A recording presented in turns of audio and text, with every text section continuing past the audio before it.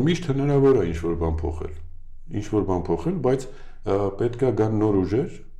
նոր ուժերը պետք է հայտարարեն ինչի համար են իրենք գալիս,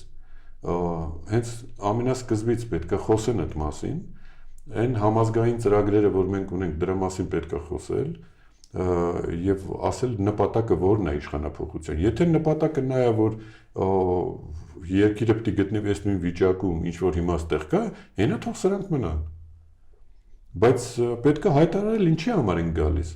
Ես չեմ հասկանում այն քաղաքական ուժերին, որոնք հիմա մտնում են քաղաքական պայքարի մեջ ու կրկնում են նույն ՔՊ-ի ծրագիրը։ Այդ իրենց կողքի կանգնած ուժերը, որոնք կան։ Հիմա